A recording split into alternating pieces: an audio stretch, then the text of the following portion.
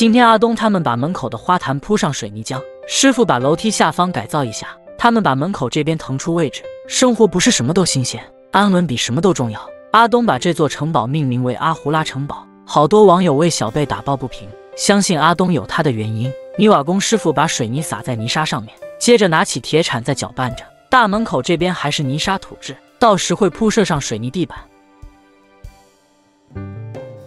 阿东拿着水管过来庭院洒水，把这种天然石板清洗一遍。有网友说，阿东他们这两只土狮子看起来不是很协调，或许每个地方的审美观不一样吧。庭院这边已做好了每份工作，阿东把上面的泥沙冲洗掉，家里购置了一个新的储水桶。阿瑟娜走过来，他帮着爸爸把水管拉过来一点。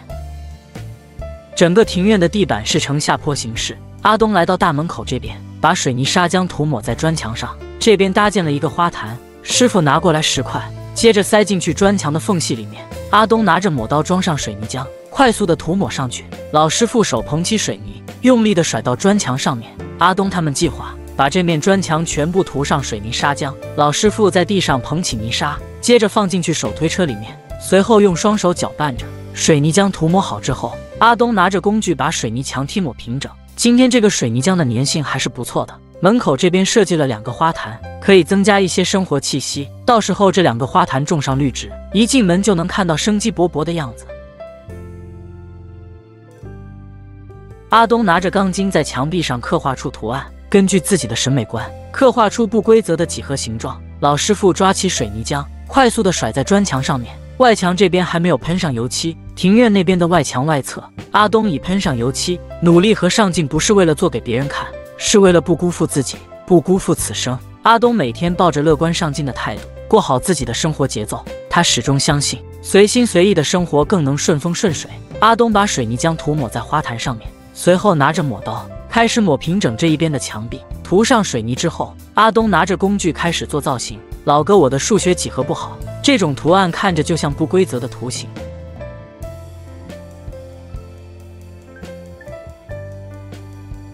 阿东把水泥制作树头的形状，大门这边安装铁门之后，这边有些位置有裂缝，阿东把水泥涂抹上去。老师傅过来右边的花坛这里，把水泥浆涂抹上去。阿胡拉光着脚走过来，他在一个花坛位置不小心摔倒下去。阿东他们把杂物放在手推车上面，等下楼梯下方需要整改一下。阿胡拉光着脚跑到门口这边，这边晾晒了很多衣服，他走过来把衣服拉下来。天高任鸟飞，海阔任鱼跃，门口这边的位置特别广阔。阿胡拉在上面跑来跑去，他还是喜欢玩这些水泥。只见他拿着磨刀来到手推车这里，抓了一把水泥浆，接着扔在地上。阿东教育孩子的观念就是，只要在安全的情况下，让孩子主动去探索外面的世界。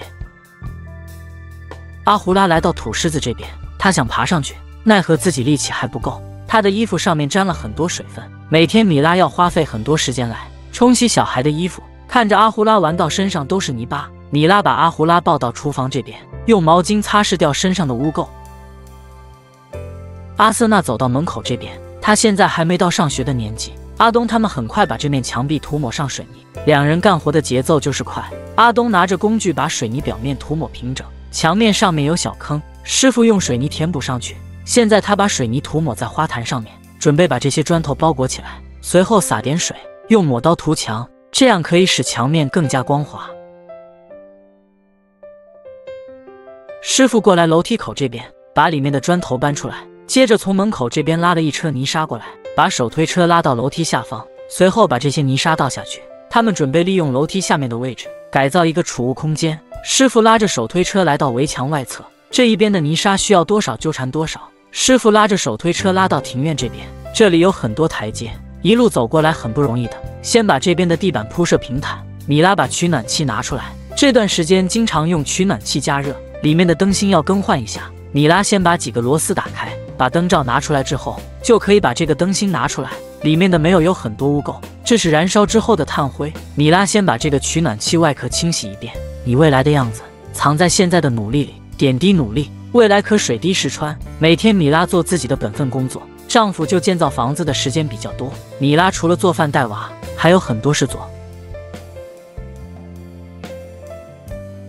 师傅拿着工具把地板上面的泥土抹平，接着把一些石头挑出来，这边到时会铺设上水泥以后，就是一个很好的储物空间。米拉把新的灯罩放进去，家里1个月要使用50斤以上的煤油。米拉是一个心灵手巧的人，很快把这个取暖器安装好，重新加入一点煤油，他用火柴点燃着。米拉把取暖器搬到地毯这边，等下上面就可以烧热水。师傅拿着工具在拍打着地板，把泥沙压实下去。过了不久，米拉的朋友过来他们家做客，刚好遇到饭点时间。师傅干活比较辛苦，自己在旁边吃起来。这个大姐坐在地毯上，米拉在旁边泡着茶水。这段时间来米拉家做客的人很多，这个大姐第一次来他们家，目前还不知道他们是什么关系。阿东他们准备把门口这些杂物整理一下，叫了村里的朋友开拖拉机过来，他们把这些木柴抬到车上。这些是之前搭建帐篷所用到的。小贝一放学回来，他在旁边看着大人们干活。门口这边汇集了很多木柴，把这个位置腾空之后，会是一个很广阔的平台。这些铁丝网是他们之前搭建羊圈的。阿东他们很快把拖拉机装满，这台拖拉机是大哥的，这次叫了村里的精神小伙过来帮忙。阿东指示着小哥开过去，准备把这些木柴卸货到屋后这个位置。小哥开启倒车模式，在他们当地这种山区环境，这种越野性能好的拖拉机很适合在这些山路行走。阿东走过来把这个管道接通上去，等下就可以开启自动卸货模式。这边区域很广阔，把这些杂物放在这边很合适。门口这边还有一些砖头，阿东他们把砖头搬过来，先叠放在外墙这边。阿瑟娜走过来帮忙，帮着大人们搬砖，把门口这些杂物搬开之后，以后这里铺设水泥地板，将会是一个开阔的大平台。今天米拉过来2楼这边打扫卫生，阿东采购了一个吸尘器，现在打扫地毯方便很多。生有热烈，藏于俗常。米拉把扫把重新绑紧一点，随后来到2楼这边。怀孕多月的她，爬楼梯多少还是有点费劲的。好多网友说了很久没看到阿东家的2楼，今天跟随米拉过来这边打扫卫生。现在居住场所搬到1楼那边，这边有一段时间没有过来这边清理，只见壁炉和墙壁上面沾了很多泥土。米拉用扫把轻轻一扫，2楼这边都是漫天灰尘。有网友建议米拉他们把2楼这边分隔几个房间，现在孩子比较小，还能一起在1楼地板这边打地铺，晚上睡觉可以一起抱团取暖。等孩子长大了，再过来2楼这边改造几个房间。生活不需要比别人过得好，但一定要比以前过得好。现在房子比之前大很多，米拉他们整理卫生就花费多一点时间。2楼这边太久没过来居住，墙壁上面累积了很多粉尘，到时这一边的墙壁会刷白。米拉把地板上面的泥沙扫到中间位置，随后扫到门口这边，这个粉尘的量很多，多少会吸入一些到鼻子里面。米拉拿着铁铲，把地板上面的水泥结块铲掉。屋外的阳光照射进来，整个大厅宽敞又明亮。过了不久，姐弟俩过来2楼这边，米拉走出来抱着阿胡拉，避免他爬到3楼那边。2楼这边的阳台已安装好防护栏。阿瑟娜拿着铁铲走过来帮着妈妈干活，阿胡拉拿着扫把在旁边也想尝试着扫地。剩下一点泥沙汇集到门口这边，米拉拿着扫把打扫一遍，阿胡拉很想抢着扫把扫地，温柔有趣，不必太激烈。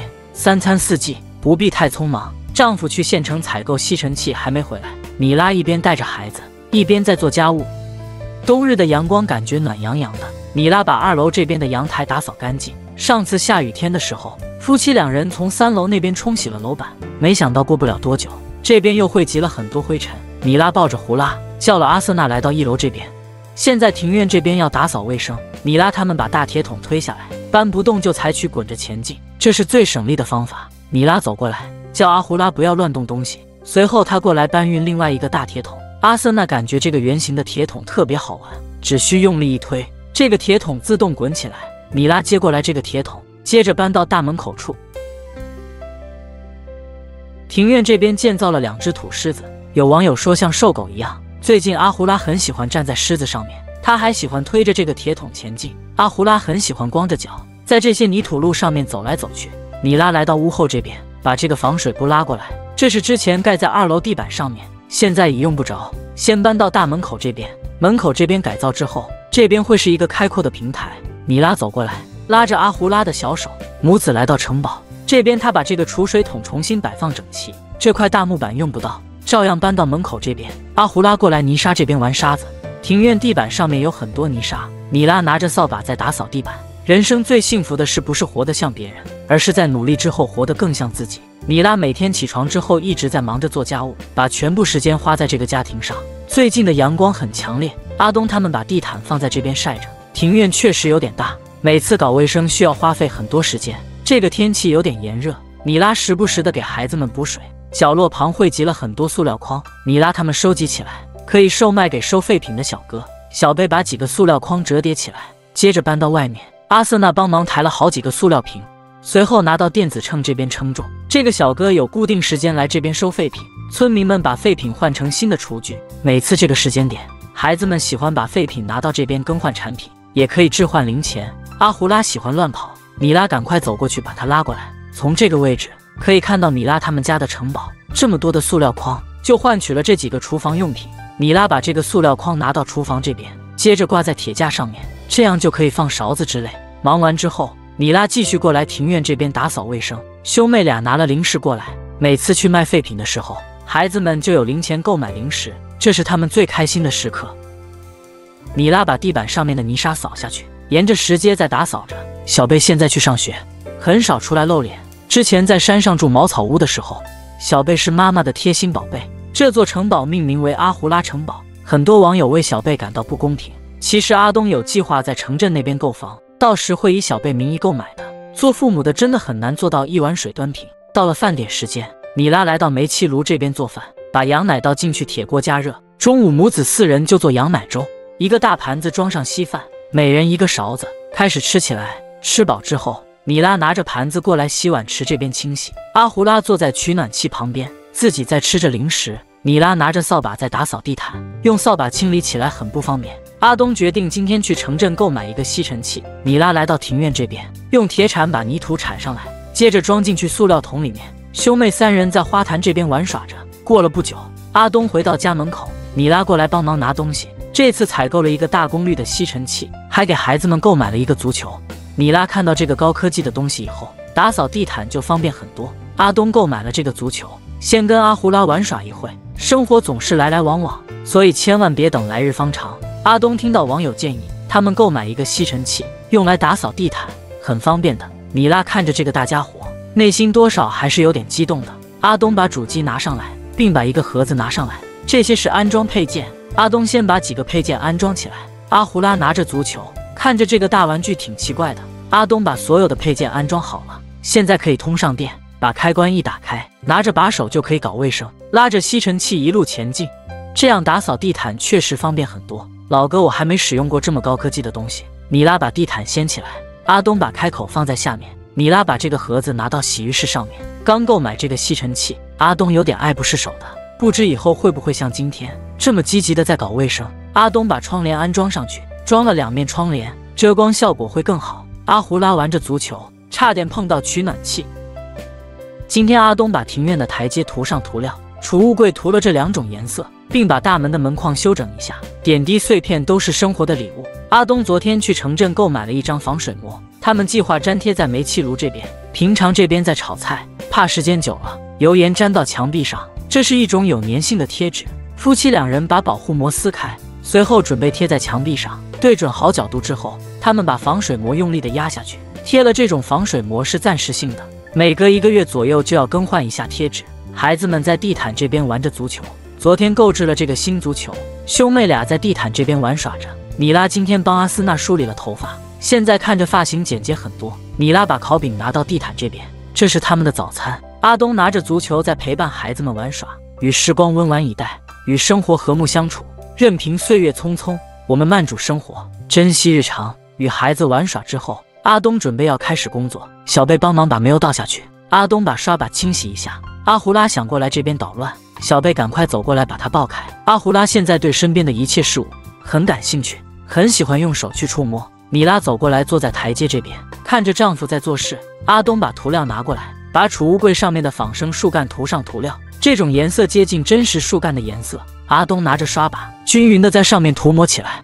米拉把涂料这些拿到花坛这边，避免阿胡拉触摸到。这种深色调看起来沉稳很多。看着阿胡拉要走过来触摸涂料，米拉赶快把它撬开，涂上这种颜色之后，这个水泥树干看起来栩栩如生的。阿东把这些线条涂上涂料，上面刻画出了不规则的线条，看着挺有神韵的。米拉把阿胡拉抱着怀抱里，看着丈夫蹲在地板上面干活，计划用2种颜色涂抹上去。先把这个主色调涂抹好，米拉把储物柜上面的电线搬开，阿呼拉站到储物柜旁边，手里放在柜子上面。阿东赶快叫米拉过来把他抱走。现在过来另外一侧上色中，米拉先把上面的杂物搬开，趁着今天外面的阳光这么好，阿东把庭院这边需要上色的建筑物全部涂上涂料。阿瑟娜拿着足球在旁边玩耍着，阿东一手拿着涂料，一手拿着刷把，快速的涂抹着。米拉拿着扫把把上面的泥沙扫干净。有网友建议米拉干这种粗活戴上口罩，其实阿东他们家里没有备用口罩的。兄弟俩在庭院这边玩着足球，这边的空间还是挺大的，够他们兄妹三玩耍。阿森娜光着脚跑过来踢球，阿东过来这边涂上涂料。万事尽心尽力就好，有则锦上添花，无则顺其自然。搭建了这个储物柜，好多人吐槽不好看，阿东他们始终坚持自己的想法，去做自己喜欢的事。台阶这边也是涂上这种涂料。阿瑟娜拿着足球过来，叫阿东陪伴着他玩耍。他说等他忙完手头上的工作，再陪伴你们玩耍。阿虎拉拿着工具坐在花坛这边玩着，他想着如何把钢筋放进去这根钢材里面。台阶涂抹了这种颜色，看着还是挺有感觉的，很有当地民族风俗的特色。有些位置有泥沙，阿东吹口气把泥沙吹走。他们计划把庭院的台阶全部涂上这种颜色，中间树干的位置他们准备涂上金黄色来点缀一下。小贝过来地毯这边做作业，他趴在地毯上面，屋外的阳光照射到书本上面，他在很认真地抄写课本。阿东过来第二个台阶涂上涂料，他拿着刷把快速地来回涂抹着。这是长方形的结构，上面是半圆形的形状。今天的天气很不错，这种涂料很快就风干。阿东来到庭院中间位置，把四周的台阶涂上涂料。现在看着整个庭院的台阶，有一种层次分明的感觉。阿东沿着台阶走下去的方向，一直在涂抹着。米拉过来厨房这边忙碌着。小贝写好作业之后，他带着弟弟在玩着足球。阿东拿着涂料蹲在地板上面，时而移动着步伐。他拿着刷把快速地涂抹上涂料。人要活在自己的热爱里，而不是别人的眼光里。米拉坐着花坛这边，一边晒着太阳，一边看望着孩子。到了饭点时间，米拉过来厨房这边做饭。厨房这边的空间很大，就是没有安装一个抽油烟机。每次做饭的时候，满屋不只有油烟味，还有滚烫的生活气息。米拉拿了一个铁锅过来，把这几块昆肉放进去煎着，接着再放进去一点白糖。厨房这边张贴了这张防水膜，多少还是有效果的。小贝带着弟弟妹妹在地毯这边切开电线。阿东拿着另外一种颜色的涂料过来。储物柜这边上色中，看着有一种画龙点睛的作用。这座命名为阿胡拉城堡，相信在阿东他们的建造下，会慢慢呈现出与众不同的建筑风格。阿东把圆圈位置都涂抹上这种金黄色，在阳光的照射下，显得挺有艺术美的。米拉把大米倒进去铁锅里面，随后拿着勺子在搅拌着。阿东现在过来这边上色。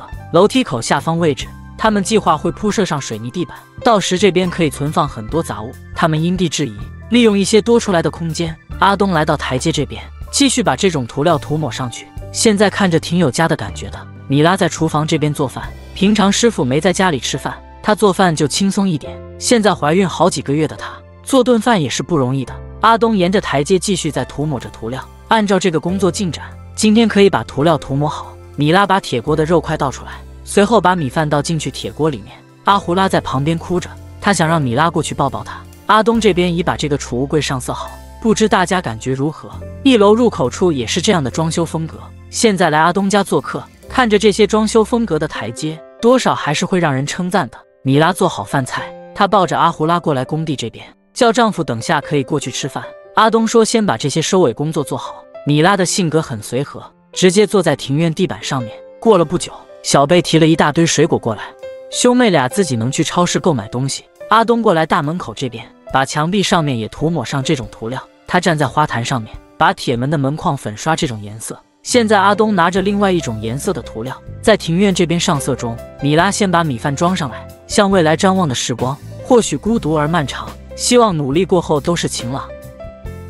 今天阿东一家过来参加阿拉德的生日，这是他们大家庭的聚会，生活不在别处，当下即是全部。今天一早，外面的山区烟雾缠绕，阿东与大儿子在庭院这边，他们在玩着踢足球，父子俩玩得不亦乐乎。只见阿东大脚一抽风，整个足球飞到大门口那边，要是角度再刁钻一点，能把玻璃门砸坏了。当地的娱乐活动比较少，他们就自己找乐趣。过了不久，达利过来阿东家，他主要来邀请米拉一家去他们家。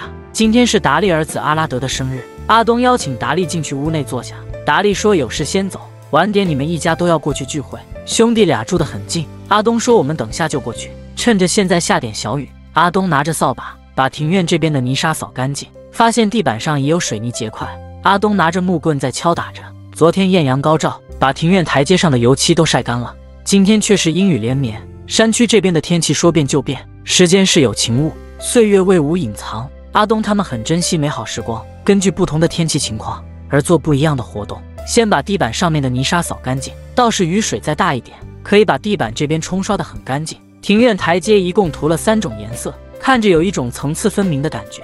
这冬雨淅淅沥沥，三三两两的下着。米拉先在屋内给孩子们换衣服，等下要去达利家做客。阿东他们家里没有备用雨衣，这些平常雨水不是很大的话，他们都是冒雨在干活。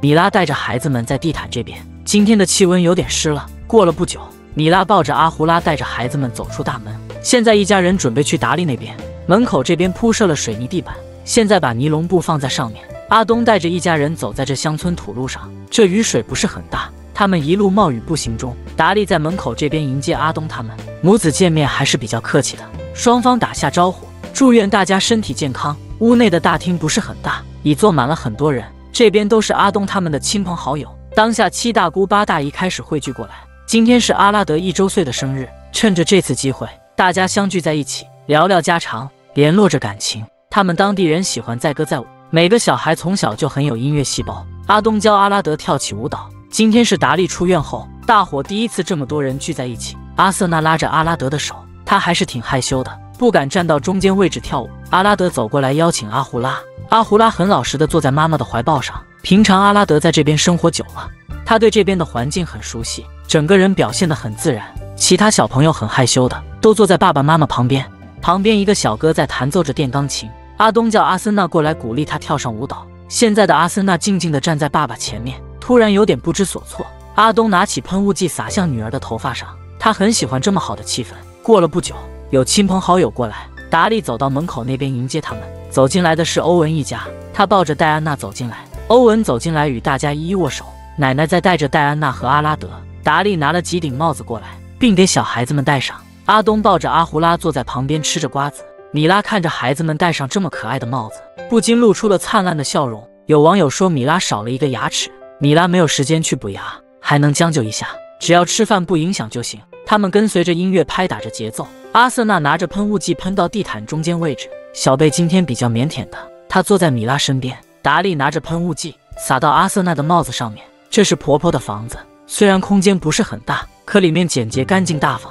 此时又来了很多客人。现在大哥米尔扎抱着他儿子过来，今天真的是好热闹，基本整个村的人都过来这边聚会。大人们抱着孩子坐在地毯这边，他们听着动感节奏欢快的音乐。达利把这张大餐谱铺设下去，这是一张防水的布料，中间的取暖器要搬到一边。此时婆婆拿了一盆水果过来，今天达利交代了，大家坐在地毯这边就行，这边由他来干活就好。欧文走过来，把几盘水果搬到中间位置。今天的场面热闹非凡，光这些盘子就有几十个。阿瑟娜走过来，此时她很想下去拿点水果吃。欧文把一个蛋糕拿过来，放在中间位置，中间放一张照片，是奶奶和阿拉德的合影。不为人知的未来平平安安就好，在他们这里没有太多的攀比，每天只要健健康康、平平安安就行。今天这边来了很多亲戚，有些客人老哥我还理不清。大人们拿着糕点先分给妇女儿童们。今天大家聚在这里，吃什么不重要，重要的是这个大家庭很团结，他们互帮互助，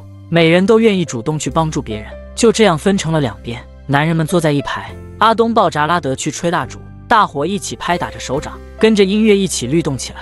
达利把盘子拿过来，放在阿东的前面。现在开始切蛋糕。由于今天的人数比较多，阿东不知道要切多大分量的蛋糕，现在只能凭手感切下去，多少就多少。他把阿拉德抱在怀抱上，把这个大蛋糕切了好多份。达利站在外围给大伙们打下手。